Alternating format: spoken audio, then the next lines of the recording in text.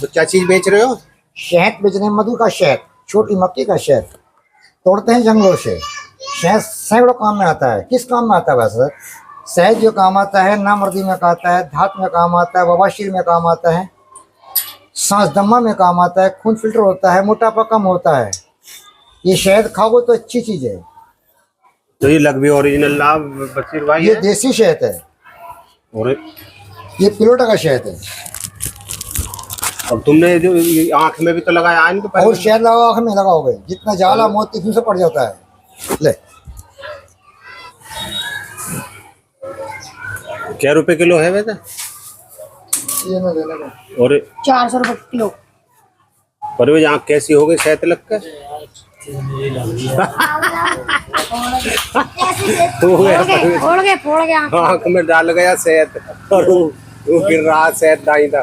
चीनी है, प्योर चीनी चीनी चौबाजे में चीनी की आती है ना, प्योर चीनी की आती है। बाबा ना वैसे इससे पूछो बरसात में कहाँ तो शहद निकल ना जाए। ओरिजिनल ना होता तो आंखों में न लगाता।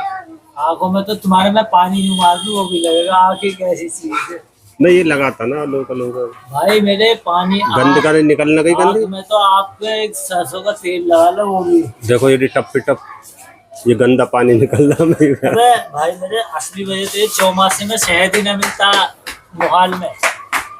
बरसात ये का लिए फिर बशीरा बरसात में शहद ही नहीं मिल सकता, न निकलता जब वो लेटे पे फूल आवे जब है। बरसात में शहद ही नहीं मिल सकता किसी भी माहौल में। इससे ही तो करा। अब इनने चालाक इतना मुझसे बताया बिटोरे में स्टोर। बिटोरे मारे, हाँ बिटोरे में, क्या पता बिटोरे में रखी वो उसमें तो भर रहा है यार शहद। भाई मैं बता दूं इससे ये पूछो पिंडी। इनने पिंडी वो जो है पिंडी बोलते हो तो ऊपर डाल रखी है पिंडी। पिंडी नीचे होती तभी भी हो पिंडी। हमने यार हम भी गाँव के ही है, शहदों में ही नहीं रहा आदमी। बता यार आप भी बता दे दो। चलो आंखों को तो फायदा हुआ। दे दो। ये शहद ले ले शहद। परवेज भाई की आंखों में कितना फायदा हुआ है। मैं डबल दिखन लगाऊंगा 2 महबूब। अरे 2 महबूब ना एक ही दिख रहा है। इतने चिरमरी लगा के पता ना क्या डालेगा हाथ में शहद। एक ही महबूब दिख गया हमें तो यही बहुत है यार। कितने बता सारा मौसमी का जायका और बना। शक तो मुझे भी लग रहा है कि कुछ ना कुछ इसमें गड़बड़ है। जिस चीज को इंसान नहीं भांप सकते कुत्ते भांप लेते हैं। ये देख ये देख ये देख। कमेंट में बता देंगे लोग कि इसमें क्या हो सकता है। और इर्द गिर्द कोई अनजानी गाड़ी ऐसे आके खड़ी हो, देखो, और एक सूंघ रहा है एक धो रहा है। कुछ ना कुछ तो है इसमें गड़बड़। अगर अनजाने गांव में अनजाने शहर में ऐसे अचानक गाड़ी आकर खड़ी हो और कुत्ते सूंघे तो फौरन ड्राइवर से पूछे इसमें क्या है। ये देखो कुछ ना कुछ तो है गड़बड़ आज इसमें। हो सकता है कि कुछ ड्राइवर को पता हो या कमेंट में बता देंगे क्या है इसमें। कुत्ते पीछा हमारे गाँव से सास अपनी बहू को लेकर आई। बहू की तबीयत खराब, उसे अस्पताल लेकर आई। क्या तो ये दिखा लाऊं तू सही हो जाएगी। ये पिहर को फोन करेगी मुझे और फंसवावेगी। 1 की 2 बातें बनेंगी। वो जिला बुलंदशहर को ले आई दिखाने के लिए। अस्पताल में दिखाया, 10-12 हजार रुपए की दवाई दी तो और ज्यादा फायदा होगा। सास की दोनों भौ मिल गई। अस्पताल से जो तो भर्ती करके जब तुम रेफर हो गई, जाओ अपने घर को, सही हो गई तुम। बहू और सास दोनों जो चले तो टिर्री कर ली। अब बुलंदशहर की सड़कों का हाल तुम्हें पता है इस टाइम का क्या हो रहा है। जैसे टिर्री चली दड़म पड़म तो गड्ढे में जो टायर आया ज्यादा तकड़ा तो सास टब्बा खा के टायर के नीचे दोनों टांग टूट गई। सास हो गई है अस्पताल में भर्ती, सही बता रहा हूँ बिल्कुल। और बहू सही हो गई। बहू आके घर चाय पी रही है, हंस रही है बताते में भी। अब ये समझ लो तो बहू को खुशी हो रही है, गम हो रहा है। तो ये समझ में ना रही। नाम ना बताऊंगा कभी और ज्यादा लड़े फिर घर आ जाएगा। जहांगीराबाद अस्पताल में मैं एक दफा बुक लेकर चला गया। अच्छा।